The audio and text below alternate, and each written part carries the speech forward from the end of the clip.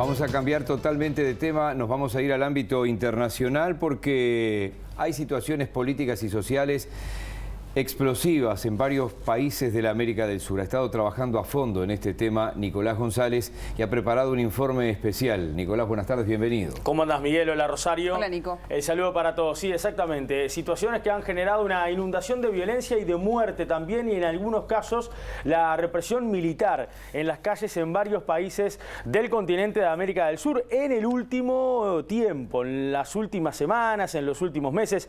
Y uno claramente tiene muy claro lo que ha ocurrido en Chile, lo que está pasando en Bolivia, pero también hay que tener en cuenta y consideración lo que ya pasó en Perú, en Ecuador, en Argentina mismo, lo que desde hace mucho tiempo pasa en Venezuela. Por eso es que queremos hoy hacer un repaso de lo que está ocurriendo aquí, muy cerca, en la región. Pero vamos a comenzar con la noticia tal vez más destacada de esta última hora y que tiene que ver precisamente con lo que ocurre en Chile. ¿Por qué? Porque en las últimas horas, en la madrugada, todos los partidos políticos chilenos, menos el Partido Comunista, llegaron a un acuerdo. Atención, porque la política chilena va a enterrar la Constitución redactada durante la dictadura de Augusto Pinochet. Ha sido un acuerdo histórico, tras semanas de la mayor crisis política, y lo que va a pasar ahora es que se va a redactar desde cero, dejando de lado todo lo que se redactó en 1980. Esto claramente era algo que quería el pueblo chileno. ¿Por qué? Porque 8 de cada 10 chilenos querían un cambio en la Constitución, o sea, la gran mayoría. Será la primera vez en la historia que Chile tenga una Carta Magna nacida de la discusión democrática, porque las anteriores, la de 1833, la de 1925 y la de 1980, que recién hacía referencia, estuvieron precedidas por una guerra civil, ruido de sables y un golpe de Estado. Con excepción del Partido Comunista, que como decía recién, no participó de las negociaciones, los partidos de todos los sectores, bueno, participaron de esta negociación y llegaron a este acuerdo que va a comenzar a gestarse a partir del 2020. ¿Cómo va a ser? Bueno, los representantes van a ser elegidos en octubre del año siguiente, en paralelo a las elecciones municipales y de gobernadores y de consejeros regionales. Contarán además con un plazo de entre 9 meses y un año para redactar la nueva Constitución, que será escrita, como decía, desde cero, sin nada de lo que tenía el texto de 1980. ¿Qué generó esto? Que genera esta noticia de último momento en Chile y ya está sacudiendo el mundo entero y también la región.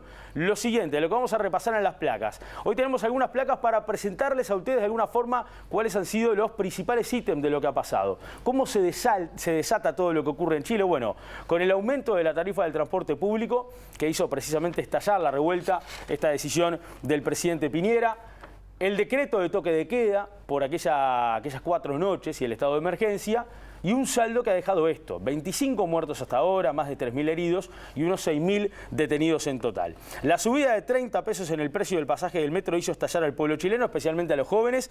Boicotearon la medida e impulsaron evasiones masivas para no pagar. La situación desbordó a Piñera, quien respondió con torpeza. Bueno, su estrategia de emplear la represión policial caldeó aún más los ánimos, y aunque el presidente anunció la suspensión del incremento del precio del metro, la gente entró en un estado de rabia que se tradujo en vandalismo. Vamos a repasar una frase de Piñera que retumbó en los oídos del mundo.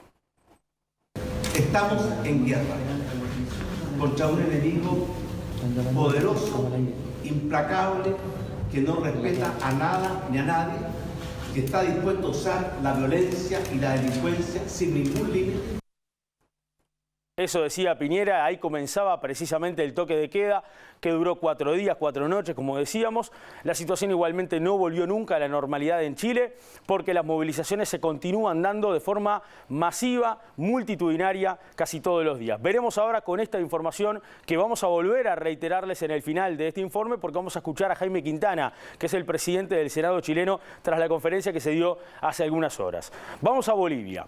¿Qué pasa en Bolivia? Bueno, vamos a repasar la siguiente placa para entender un poco qué es lo que está ocurriendo en el país del altiplano tras la renuncia de Evo Morales. ¿Por qué se da la renuncia de Evo Morales? Bueno, Morales intentó perpetuarse con un 4º mandato consecutivo. El plebiscito fue considerado ilegal y las elecciones fueron fraudulentas. Las Fuerzas Armadas, pero fundamentalmente los policías, se alzaron y sumaron tensión a las protestas callejeras. Morales renunció y se exilió en México. Ya hay una nueva presidenta, claramente, ¿no? Ustedes saben que lo que hizo Evo Morales fue que en esa última elección Morales obtuvo el 46,87% de los votos, mientras su rival Carlos Mesa se quedó con el 36,73%. Lo que se denunciaba de Bolivia, y ya podemos ir repasando algunas imágenes de lo que va ocurriendo en cuanto a manifestaciones en las últimas jornadas, es que lo que se dio fue una abrupta interrupción mientras se contaban los votos ese domingo de elección, se retomó el lunes y esos fueron los resultados. Bueno, a esto se suma el agravante de que en este referéndum los bolivianos votaron en contra de la reelección presidencial ilimitada, pero el partido de Morales logró que se lo dejara reelegirse, argumentando que no hacerlo iba en contra de los derechos humanos. Evo Morales renunció, como ya sabemos, se exilió en México, como decíamos recién, fue recibido por Manuel López Obrador, y los militares pusieron la banda presidencial a la senadora Jeanine Áñez. El gobierno interino de Bolivia, esta es la noticia de hoy, la noticia de último momento, anunció la ruptura de relaciones con el ejecutivo de Nicolás Maduro al denunciar que los venezolanos están vinculados con la embajada de ese país en La Paz y estaban atentando contra la seguridad interna en Bolivia. Todo el personal diplomático venezolano va a ser expulsado de Bolivia debido a la violación de normas diplomáticas por supuestamente inmiscuirse en asuntos internos. Además, hoy viernes, se anunció que se van a retirar de la Alianza Bolivariana y que podrían también retirarse de la UNASUR. Estas son decisiones que ha tomado ya el gobierno interino boliviano. Vamos a repasar de alguna forma un hecho que también generó grandes repercusiones en el mundo entero. La salida de Evo Morales de su país y la llegada a México. Esto pasaba la semana anterior. Quiero decirles, estamos muy agradecidos porque el presidente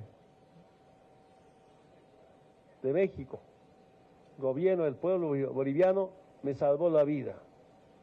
¿Por qué digo esto? El 9 de noviembre, sábado, cuando llegaba a la zona del trópico de Cochabamba, un miembro del equipo de seguridad del ejército me informó y me hizo leer mensajes, me comentó llamadas que pidió que le entregara a cambio de $50.000 un día antes de nuestra renuncia, y algunas informaciones puedo comentarles. Por eso digo, y estamos muy agradecidos, hermano canciller, muchas gracias por salvarnos la vida. Les reitero lo que le decía recién, temas que pasaron hoy en Bolivia. Ya el gobierno interino de Áñez toma la decisión de expulsar a todos los diplomáticos venezolanos de su país, de retirarse de la Alianza Bolivariana y también de pensar retirarse ya de la UNASUR. Vamos a Perú. ¿Qué pasó en Perú en el último tiempo? En octubre, Martín Vizcarra, el presidente peruano, genera una crisis institucional porque disuelve las cámaras. Vamos a repasar la siguiente placa que tiene que ver precisamente con Perú. Allí lo que ocurre es esto que vamos a repasar en este ítem. Tras un año de inestabilidad, el Congreso nombra a Mercedes Arauz como la presidenta transitoria. Pero claro, le voy a contar ahora lo que pasó con Arauz. El caso Odebrecht sumó la atención e involucró a 4 expresidentes en casos de corrupción. Hablamos de Ollanta Humala, de Alan García, de Alejandro Toledo y también de Pablo Kuczynski. ¿Qué pasa en Perú? Bueno, cuando se logra disolver por vía constitucional y pedir las elecciones, a lo que el Congreso respondió nombrando a la vicepresidenta como presidenta interina, que apenas duró un día y renunció también para sumarse al pedido de adelantar las elecciones, la situación en Perú se ha tornado totalmente confusa, inestable y hostil, no solo para los peruanos, sino también para su imagen en el exterior y en particular también para la inversión extranjera. Como era de esperarse, los oponentes políticos entraron en batalla, dejando en evidencia su innata desconfianza, la poca transparencia institucional y la corrupción al desnudo. Pasados los días, los disueltos elevaron además al Tribunal Constitucional la controversia jurídica para que este fuera el encargado de desenredar el nudo giordano, mientras los partidos políticos ponían su mira en las elecciones extraordinarias al Congreso del año 2020. Esto lógicamente también generó muchísimas manifestaciones en la calle de aquellos que estaban contrarios a la opinión del presidente Vizcarra y de aquellos que apoyaron de alguna forma también su medida. Vamos a ir ahora a Ecuador para repasar también rápidamente lo que ocurrió, por ejemplo, en este país, en el país que limita el mundo en el medio.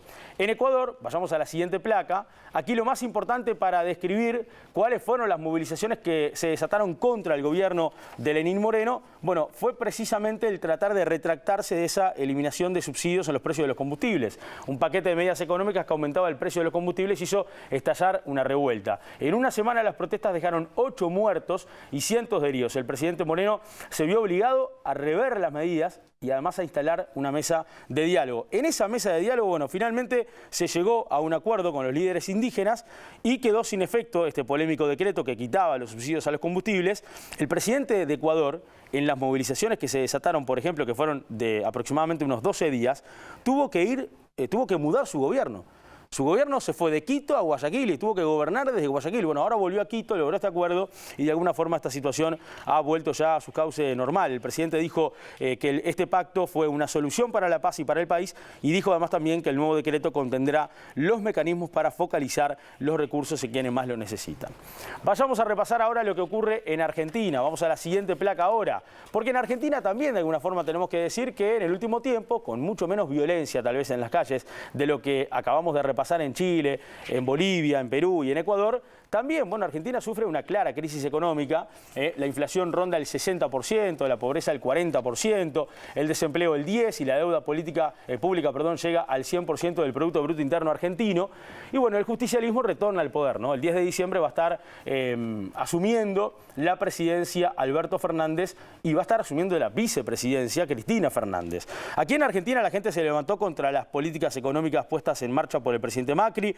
El gobierno no pudo frenar la inflación, los precios se dispararon, la moneda se devaluó y como consecuencia los argentinos tienen cada vez menos poder adquisitivo. Aunque las protestas no fueron tan violentas como recién lo señalaba, como en el resto del continente, como estábamos mirando recién, el malestar social fue claro y evidente, por lo tanto el 27 de octubre pasó lo que era previsible que pasara. Ganó la oposición de Macri, ganó de alguna forma, como decíamos recién, el justicialismo, volvió el peronismo al gobierno y de la mano del kirchnerismo, porque vuelve Cristina Fernández tras ese 48% logrado por precisamente Alberto Fernández en lo que ocurrió con las elecciones con Macri.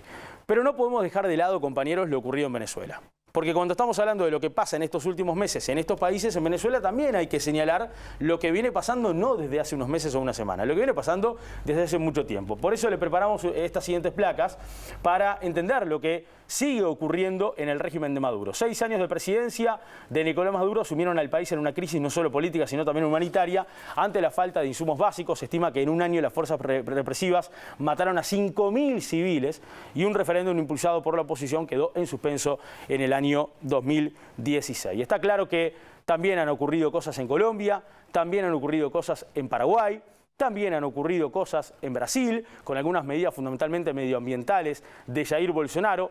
Por ahora el único país que no tiene situaciones similares de crisis política o social, así tan claras, ¿no? tan demostrables en manifestaciones muy claras, es Uruguay. Pero nosotros queríamos puntualizarnos en las que fueron más violentas en el último tiempo. Y para cerrar, les quiero dejar la conferencia de Jaime Quintana. Yo creo que es hoy la noticia del día de estos temas. En Chile hay acuerdo político para reformar la Constitución, pero no solamente reformarla, eliminarla del 80 y hacer una nueva, de cero. Escuchemos lo que decía Quintana en la conferencia hace algunas horas. Los partidos que suscriben este acuerdo vienen a garantizar su compromiso con el restablecimiento de la paz y el orden público en Chile y el total respeto de los derechos humanos y la institucionalidad democrática vigente. 2. Se impulsará un plebiscito en el mes de abril de 2020 que resuelva 2 preguntas. A. ¿Quiere usted una nueva Constitución? ¿Apruebo o rechazo? B. ¿Qué tipo de órgano debiera redactar la nueva Constitución? ¿Convención mixta constitucional o convención constitucional? 3. La Convención Mixta Constitucional será integrada en partes iguales por miembros electos para el efecto y parlamentarios y parlamentarias en ejercicio. El tema está en la mesa, compañeros, y seguramente en el próximo bloque quien sabe mucho más sobre esto va a estar junto a nosotros, ¿no? Gracias, Nicolás. Hasta luego. Hasta luego.